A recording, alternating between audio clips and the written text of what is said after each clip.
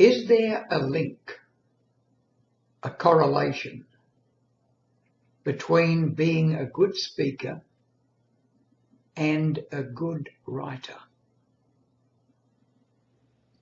A good writer can write short stories and long novels. A good speaker should be able to deliver a good short speech and a long speech. The writer of a novel or a short story tells, of course, a story, and perhaps stories within stories. The public speaker knows full well that the power of his or her speeches lies with the stories they tell and the emotions they can arouse with those stories. A good writer writing a long story often includes, or maybe not often, but now and again, a prologue which sets the scene, creates the atmosphere before opening the story proper. And I've noticed that, for example, the Nobel Prize winner for literature, John Steinbeck, in The Grapes of Wrath, wrote a long prologue about the Dust Bowl in America and how it came about before he introduced his characters and got on with the story. And I've done the same with a couple of my novels. Search Time Expired and The Sealers both had prologues and epilogues. But to get back to storytelling, if you are a public speaker, you need to be able to tell stories and tell them well. Short stories and long stories. Now, my passion for a long time has been to tell stories to audiences.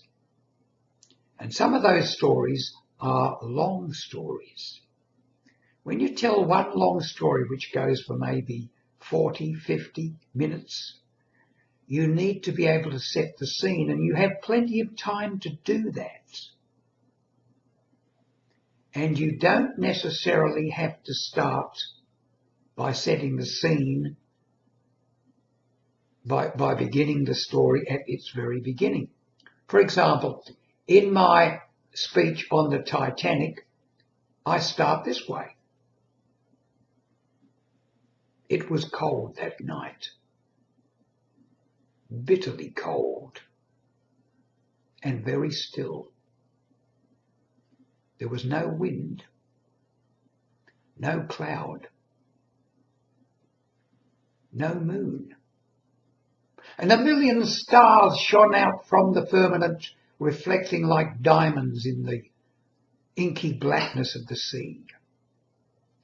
And upon the sea stood a great ocean liner, motionless, her 8 accommodation decks ablaze with lights. So that's one way to start a long story, and I set that scene, and it goes on for quite some time, with the SOS going out in Morse code, all the sound effects, before I actually cut back to the story itself at the very beginning, when the ship was built. Another long story I tell, and the prologue is set up this way. I ask the audience, I say, can you imagine that you are sitting at home with a globe of the world in front of you? And most of them can visualize this. Lots of people have globes in their home.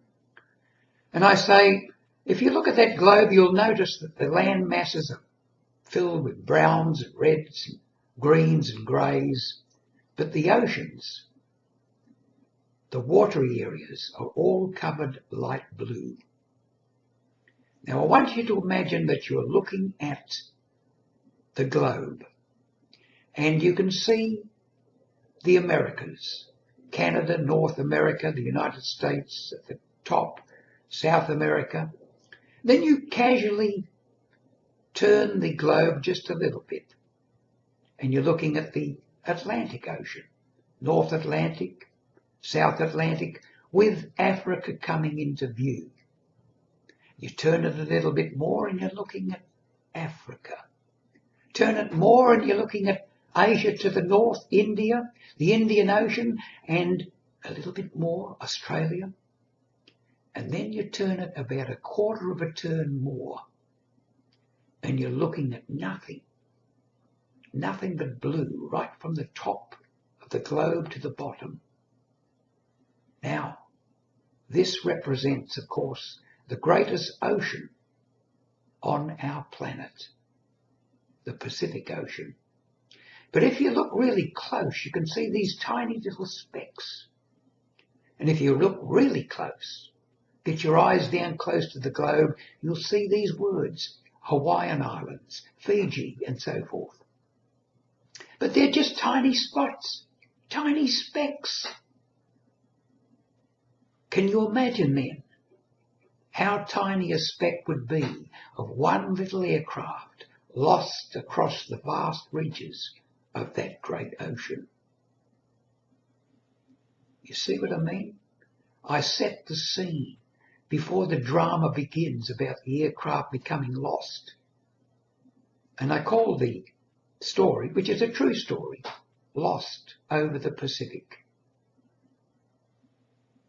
You need to be able to tell, if you are a speaker, especially a storyteller who specialises in stories the way I do, you need to be able to set the scene, get them riveted. Now you might say, well, what's the point of a long story as distinct from a short one? The long story gives you the chance for the audience to actually identify with the protagonist in the story. You feel sorry for him or her and what they are going through. In a short story, this is difficult to arouse, this feeling of he is like me or she is like me. But in a long story, this can be done. So my advice to you is this. If you're going to tell a long story, imagine it is just like when you were writing a book, a long book. Have a prologue that sets the scene. When you set the scene, the audience is gripped. And once they're gripped and you start introducing that story, they can't let go. Because everybody loves a story and everybody wants to follow it to its conclusion. Even if they know what the ending is, they like to be transported. And only a story, as a speaker, only a story can do that.